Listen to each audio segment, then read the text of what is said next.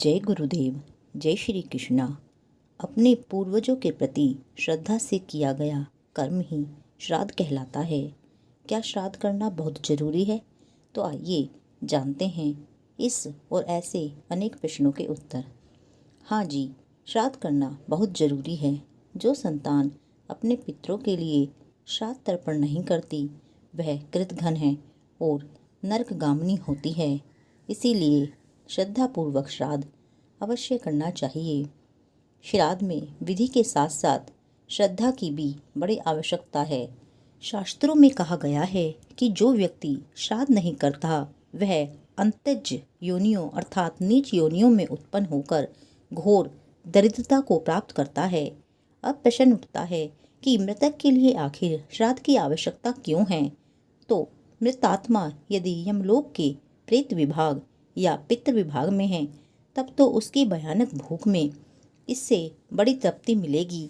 यदि देवलोक में चला गया है या किसी स्थूल शरीर को प्राप्त हो गया है तो वहाँ उस देह के अनुरूप तृप्तिकारक वस्तु के रूप में परिणित होकर वह उसे मिल जाएगा।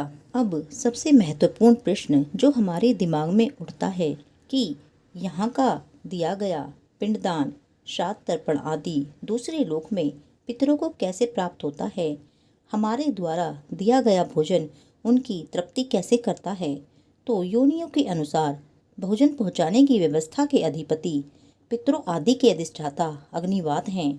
गोत्र और नाम के उच्चारण के साथ जो भी भोजन या पानी पितरों को दिया जाता है वह उनकी वर्तमान योनि की आवश्यकता के अनुसार उन्हें अपने आप मिल जाता है।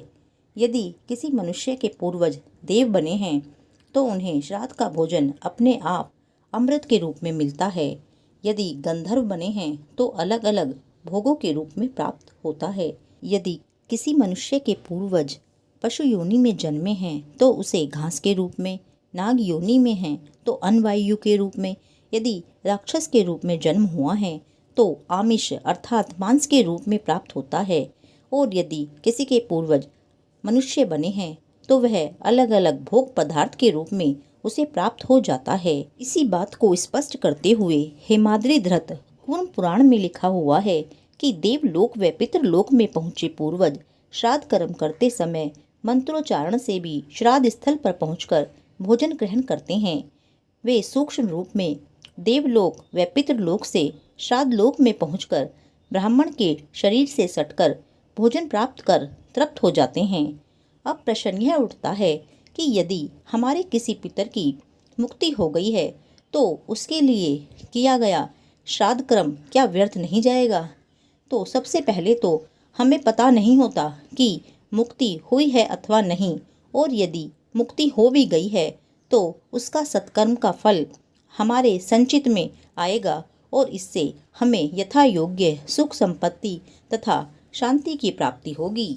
कुछ लोग ऐसा कहते हैं कि गया श्राद्ध करने पर या किसी तीर्थ में पिंड देने पर उसके लिए श्राद्ध करने की आवश्यकता नहीं रहती क्योंकि वह प्राणी मुक्त हो जाता है।